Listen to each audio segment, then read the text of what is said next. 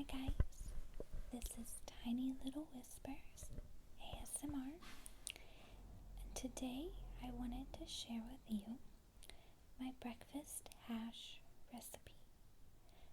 So first up, I'm going to show you all of the ingredients that you will need to make this delicious dish.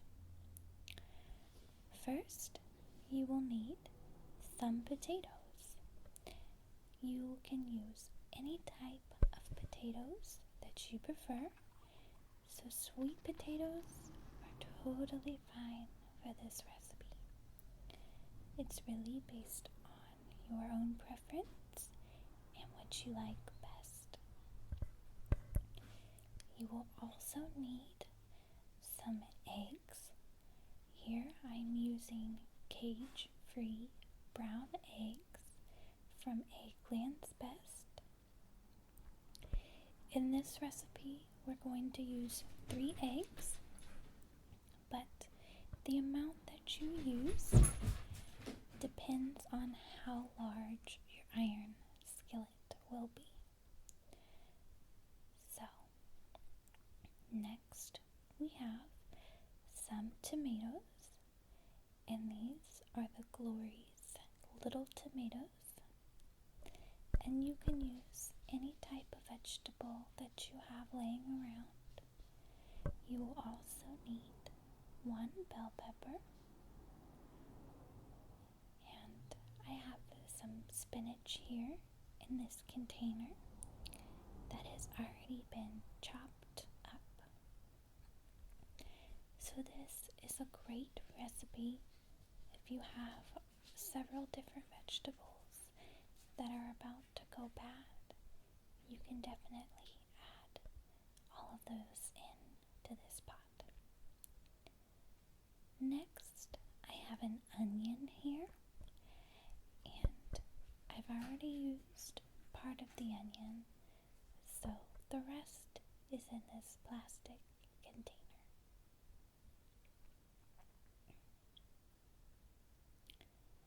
Alright, so here I'm going to be using some feta cheese, and this is the tomato and basil flavor.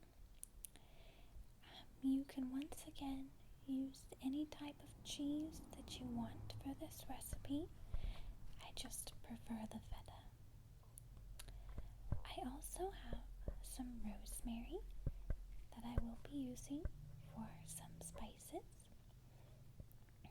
And so I really enjoy the taste of rosemary with this dish. You will definitely need some garlic.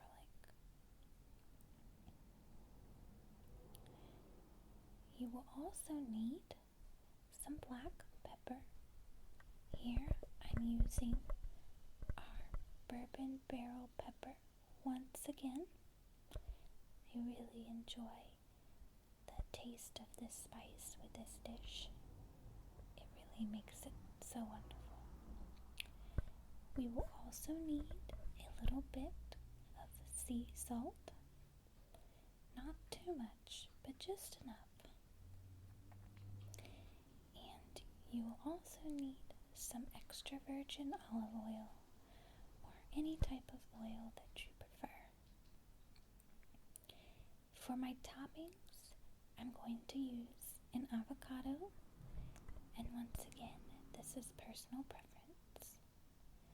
Alright, so now let's get into chopping everything up. So the first thing we need to do is chop up our potatoes and get those into our cast iron skillet. The potatoes take the longest amount of time to cook, so we want to get these into our skillet first. So I've already gone ahead and heated up some olive oil in our cast iron skillet over medium heat. You just want to put enough olive oil to cover the bottom of the pan.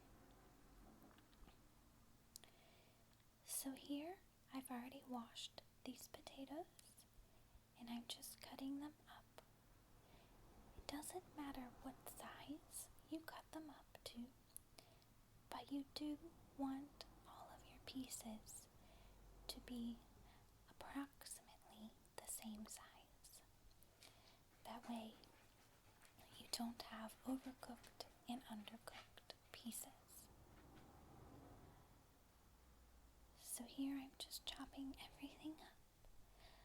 I tend to make my potato pieces a bit smaller just because the smaller your pieces are, the quicker they cook. And please excuse my cutting skills. I am definitely not a professional chef. So, the amount of potatoes that you will use in this recipe depends on how large your cast iron skillet is. I believe my skillet is either a 12 or 14-inch skillet, and that feeds probably about 3 people when I make this recipe. So if you have a smaller skillet, you will not need to use as many potatoes as I have cut up here. So here are the potatoes in this bowl, and I'm going to go ahead and drop these into our cast iron skillet to see if we need to cut up this last potato. Like I said, we just want a nice layer of potatoes along the bottom.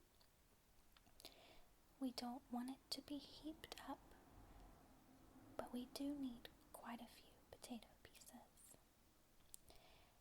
After pouring everything in, it looks like I will need to use this last potato. So I'm going to go ahead and cut this up. Like I said previously, this recipe is easily changeable to use any type of potato that you prefer. So I prefer these smaller red potatoes, but use whatever you enjoy best. Alright, so now I'm going to go place these in our skillet.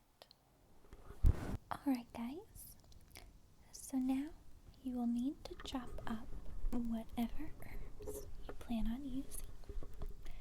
You want to get these put on top of the potatoes rather quickly so the potatoes have enough time to be flavored by the herbs. So here I'm using some rosemary, but you can use whatever types of herbs and spices you prefer. Thyme and basil are some other great herbs to use, and you can also make this into more of a southern dish if you add some cumin, paprika, and beans to the mix as well. So after I've chopped up our rosemary, I'm just going to go place it on top of the potatoes that are still cooking in our cast iron skillet. Once I pour the rosemary on top, I'm going to mix everything around just to make sure that I chopped up enough of the rosemary. And like I said before, I do not have specific amounts of food. So it's more just like however many vegetables you want to add in, or however much of the herbs you want to add. So next, we want to chop up our onion. We're trying to chop up everything that takes the longest amount of time to cook. So you can use whatever onion you prefer. I typically like to use shallots, which are kind of a mixture of garlic and onions. I find they have a lighter taste. So there I just peeled back the outer layer of our red onion. I'm going to chop it up. We want to add our onion pretty quickly just because we want it to get nice and translucent and cooked all the way through. So I'm just adding everything to the bowl once again. Then I'm going to go ahead and add this to our potato mixture and then mix everything around. You do not need to add onions if you don't want to, but I find that it really makes the dish a lot more flavorful. I'm not a huge onion fan. I don't prefer onions just on top of burgers or anything, but when they are cooked into a dish, I really enjoy the added flavor. After mixing everything together, I found that I do need to chop up just a little bit more of our onion. And I'm going to discard this top layer once again, just because it was a little old and soft. So I'm just dicing our onion up into some smaller pieces. And once again, we're going to test if this is enough by mixing it in with our potato mixture. Before I add the rest of the onion though, I'm going to go ahead and chop up our garlic. So these are smaller cloves because I'm getting to the end of this garlic. So I'm going to go ahead and chop up 3 garlic cloves here. But first, I need to peel them.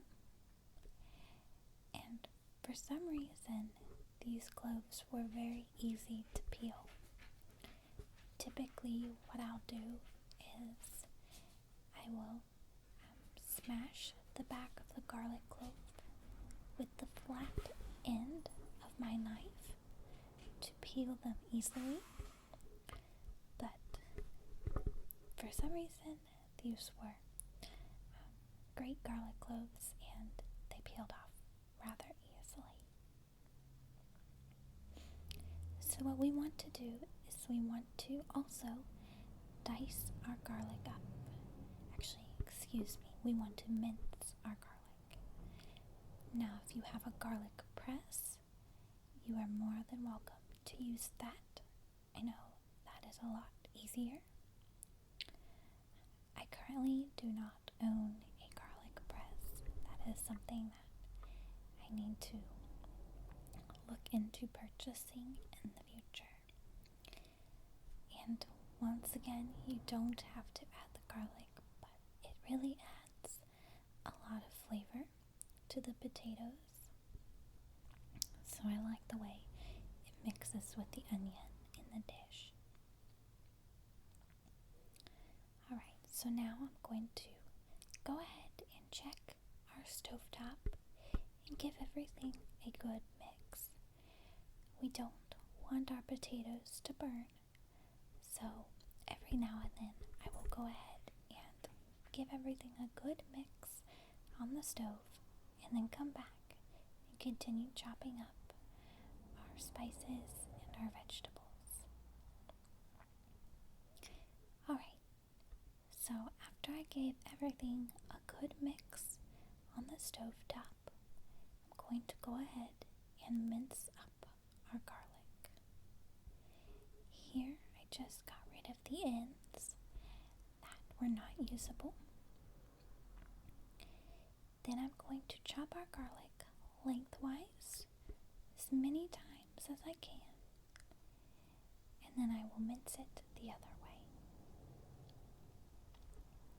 I I'm not sure if this is the proper cutting technique.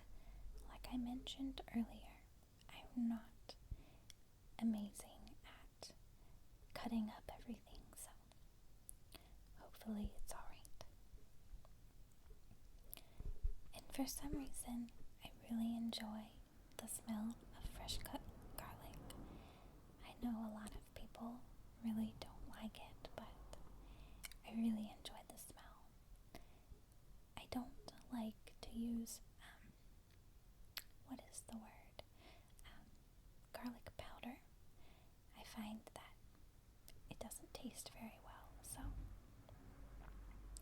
next what we want to do is we want to chop up our bell pepper. I really like to use the red bell peppers. Okay, so now we want to go ahead and chop up our bell pepper.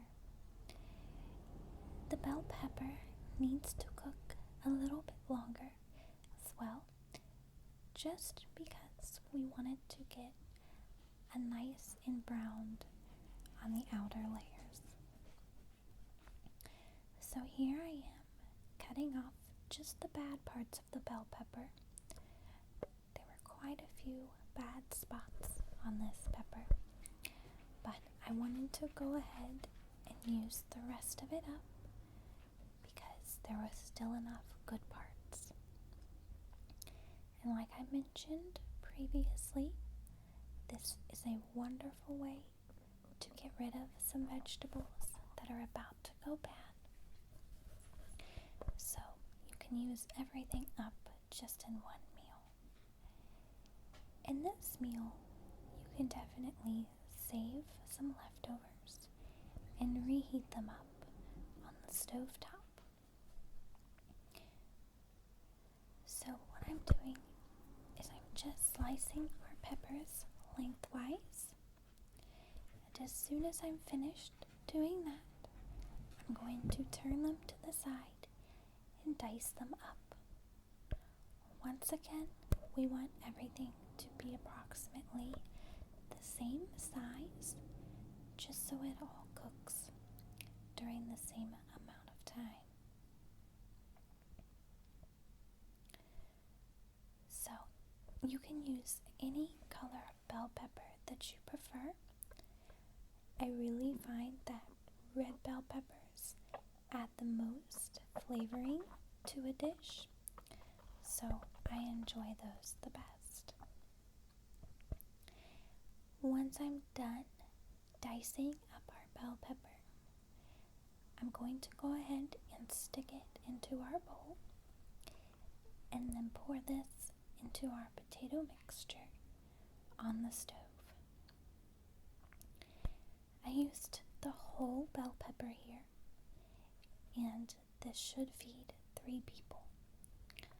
So if you need to use more or less, that is totally fine. You can adjust this recipe to however many you're going to be cooking for.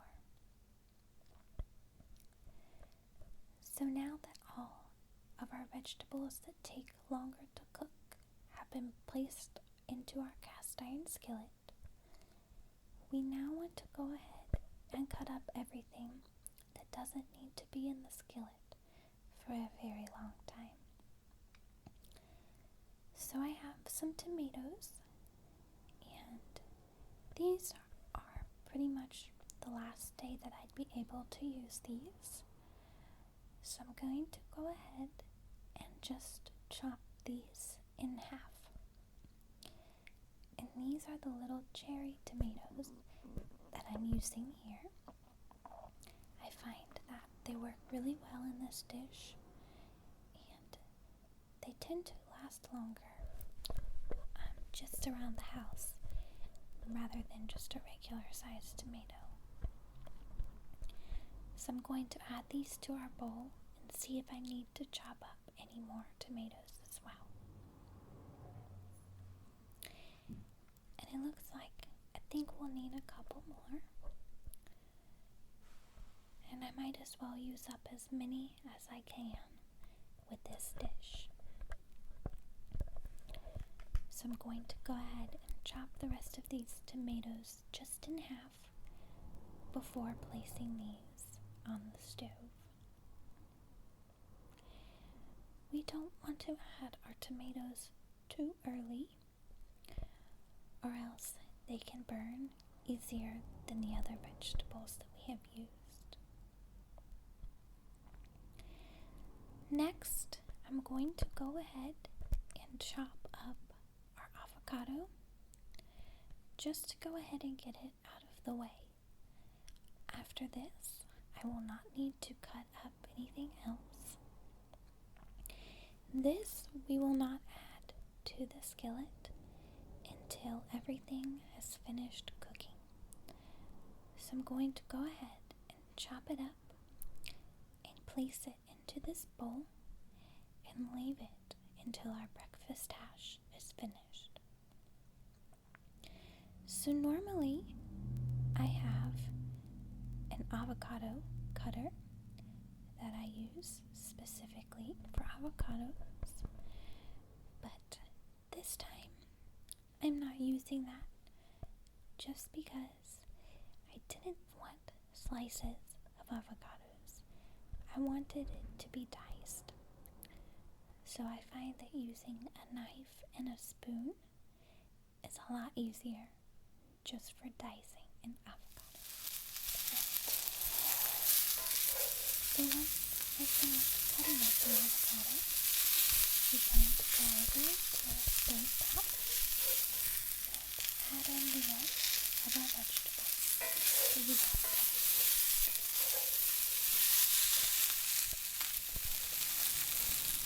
However, here is cooking on the stove.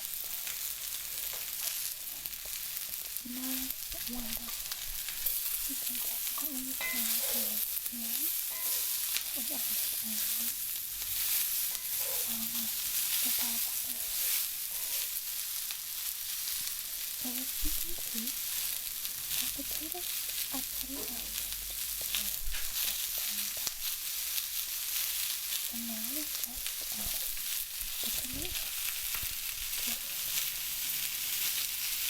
Once we reach this point, we need to add everything pretty quickly, just because we don't want some of these vegetables to be in the pan for too long. So here, we're going to go ahead and add a spinach to this pot. We will definitely need to add a little more spinach than you would think, just because the spinach tends to wait to cook in the pan. So we're just going to mix it all in together, and you can see that it's wilting here. It's getting all small. So we're going to add just a little bit more salt. Now, this probably the last day to use the spinach as well. So I'm going to add all of the vegetables. You get nice taste, sweet, so this is definitely really a wonderful dish to help you out the rest of the vegetables. Alright, so everything is still cooking pretty nicely on the stove. So we need to go in with our eggs. I'm going to take 3 little tiny eggs that are fresh. And we're going to toss these and place them into the hole. When you put the tiny tossing eggs, you don't want the yolk to split already. This is a wonderful step if you need it. Leave the yolk to be a little soft and tastes wonderful. Mixed up with the potato and what we need to do is allow our eggs to cook. We're going to go ahead and place our pot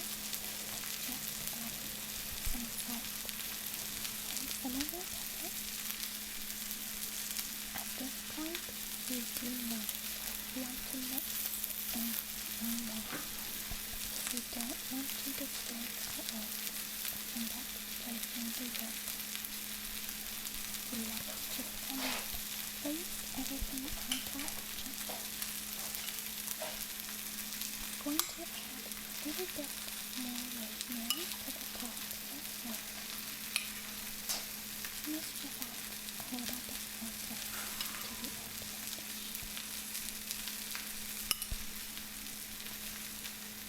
Alright, so the last thing we're going to add is our avocado. Okay,